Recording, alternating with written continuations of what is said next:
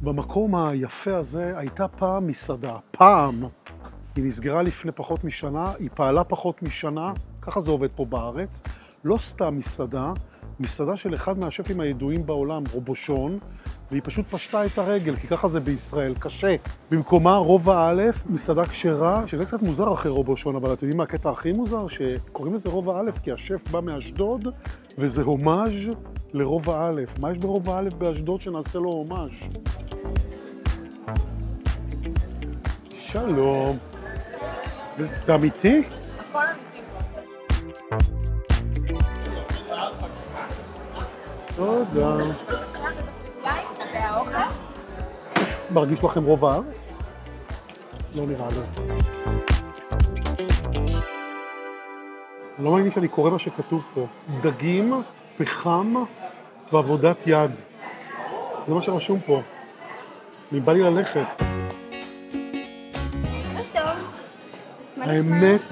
אמת את רוצה? הרפלקס הראשון שלי זה לקום וללכת. לא רוצה לאכול פחם, מה זה? דגים פחם ועבודת יד. זה מתחכם. אני אסביר לך את המקום שלנו רגע. כן. אוקיי. רובע א' מאשדוד. נכון מאוד. אז באמת השף שלנו בביתר מלכה גדל ונולד באשדוד. אוקיי, אז הוא אכל הרבה פחם את אומרת. אז למה בעצם דגים? כי אשדוד, ים, זה יש שם המקום. כמה מסעות דגים? פחם.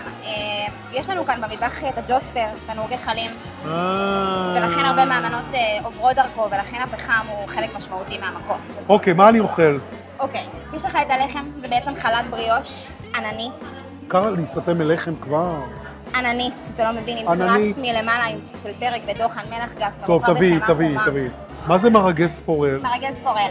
זה נקניקיית מרגז פיקנטית מדג פורל, צלויה כמובן בתנור גחלים. טוב, זה אף פעם לא אכלתי, זה תביא. אוקיי, היא מגיעה בלחמניה.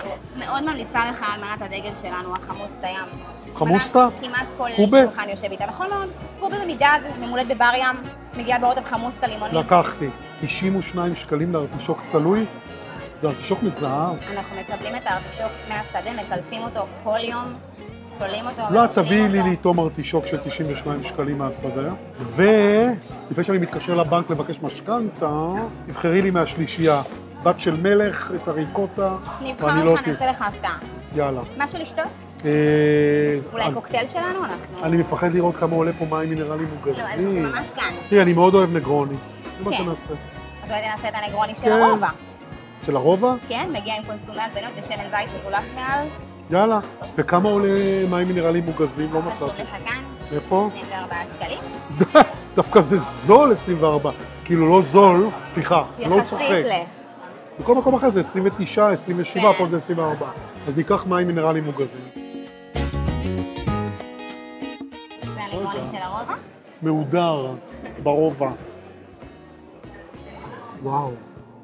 יש לי פה שמן זית ועגבנייה, באחד מהקוקטיילים הכי קלאסיים בעולם, הנגרוני.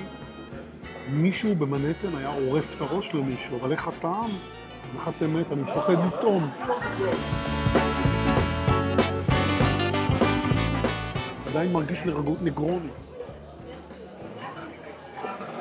מוזר. טוב, נגרוני. נקסט. מה זה? רק תזכיר לי, זה הלחם? חלת בריאוש שלנו. באמת עננית, רגע. הם קוראים לזה חלת בריאוש. אני קורא לזה לחמניה גדולת בריאוש, 32 שקלים, אבל האמת שאני צריך להתנתק עכשיו מהמספרים, לתת לאוכל לדבר, ואז לראות את הסיכום ולהבין מי נגד מי. אולי להבין איפה אני חי, על בריאוש על הכיפק, תאיר. אתה מסתכל על זה, אתה רוצה קצת, נכון? לא, האמת, מנה קטנה מדי, בחלוקה. כאן יש לנו את הארטישוקים יצויים, יושבים על היולי, מעל גרמולטה של פיסטוקים בזאטר, פרמזן, פעורי לחם. הנה. יפה, זה הארטישוקים שלי. אתם זוכרים כמה הם עלו? כמעט 100 שקל למנה הזאת. טוב, אני חייב לטעום, ישר מן השדה.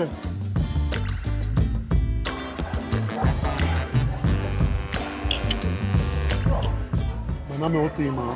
אני רק מנסה להבין את התמחור של השומן, אני לא יכול להתאפק. אמרתי שאני לא נוגע יותר בנושא הכסף. תקשיבו, 92 שקלים, בשוק אתם קונים לפי דעתי ארגז, לא? לא יודע, לא ארגז, אני מחזיק, אבל הרבה יותר. הייתי מצפה קוויאר, באמת, מנה של 100 שקל כזאת, כולי קוויאר, שאני אבין למה אני משלם כל כך הרבה. אין שום הצדקה למחיר. כמה זה טעים וזה טעים. כמה אני חושב שאני חייב לטעום את העגבנייה.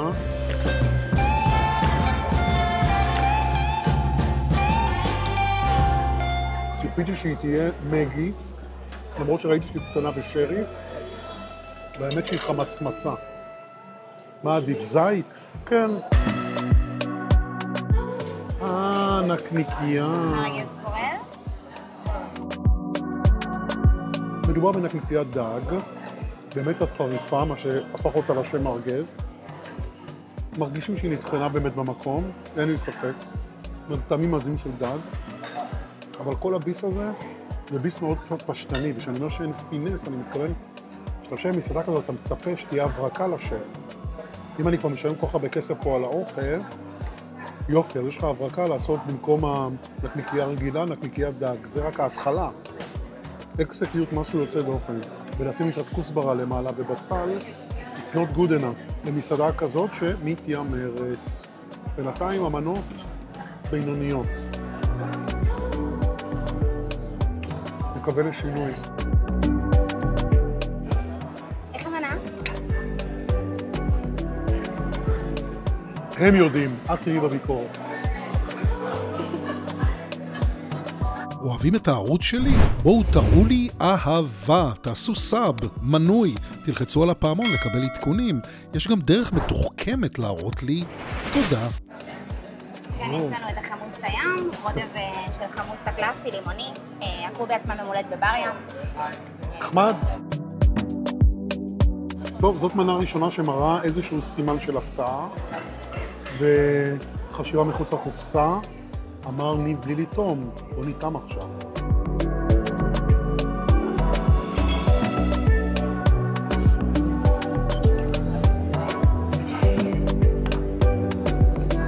אהבתי אותה, היא שונה כמובן מהקובה הרגילה. בר ים, שזה לברק, לברק שלא מחקלאות ימית לפי ההגדרה שלהם. דג עדין, הטעם זה באמת כמו חמוסטה, מנת ביניים נאה.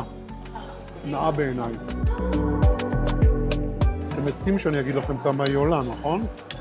סקובה אחת, גדולה, כפי שאתם רואים. עבודת יד, 88 שקלים. טעימה. זו המנה האחרונה, עשיתי לך פסטה בהפתעה. זה בעצם עניילוטי ממולא בבטטה יפנית חרוכה, זה בעצם בטטה לבנה. הרוטב הוא חמאה קלאסי, פיפל שחור, פרמזן, וזה מין טאקו צ'יפסים כאלה מאותה בטטה. תודה רבה. בשמחה. טוב, זאת הענילוטי שלי, מנה שעולה כמעט 100 שקל, אני לא צוחק. יש פה, אני חייב לספור, עוד 2, 3, 9 חתיכות פסטה. 10 שקלים לכזה. זה עולה 10 שקלים. מרגישים את הפחמים, את השריפה ביער. טעים, מנה נהדרת. אבל, מאחר ושהיא עולה 100 שקלים, הייתי מצפה שיהיה פה פריט אחד יקר. אין פה. לא המילוי, לא הטפוצ'יץ, בטח לא הבצק, בטח לא החמאה שברוטב. תביאו קוויאר, אני אהיה מוכן לשלם את המחיר הזה. מוציאים פה הון ויוצאים רעבים. וחבל. הגענו לנקודת החוזקה של המקום, אני מקווה. מסעדה כשרה, שף שמבין, לא היה פה בשר, אפשר לקבל פה סוף כל סוף קינוחים חלביים ולא פרווה. שבינינו, אם זה טעים, אז אולי שווה לפה רק לקינוחים. בואו נראה מה יש. אוקיי, קינוחים. אלו הקינוחים שלנו. שוקולד רכה. שקדים. שקדים. נכון מאוד. אני לא רואה פה כלום בחשיכה הזאת. גלידת פלפל שחור, גם זה לא קראתי נכון. גלידת פלפל שחור. רייס פודינג. רייס פודינג, אוקיי. גלידת פלפל שחור, תודה רבה. דווקא במקום שאפשר להכין כל כך הרבה דברים עם שמנת וחלב, ללכת לגלידה זה הכי קל, כי זה מכונה. הייתי מצפה גם פה to step it up, להביא לי דברים שלא... פודינג אורז? נו באמת. 54 שקלים לקינוח, תשקיעו קצת. מקווה שאנחנו לא מפריעים לאנשים פה לישון, זה בית מלון, after all. אני אוהב את התותים האלה, תותים בר. לא העונה שלהם נהדרים. אבל בואו ננסה להבין את הפלפל השחור. מרגישים פלפל שחור, וזו כאמור גלידת וניל. התותים האלה מצילים אותה. אני אומר לכם, הייתי מגיש רק את התותים האלה על קערת קרח, הייתי מוכן לשלם יהלומים על הדבר הזה. זה מדהים, זה מיותר. זה הכוכב של ההצגה, תראו איזה חמוד.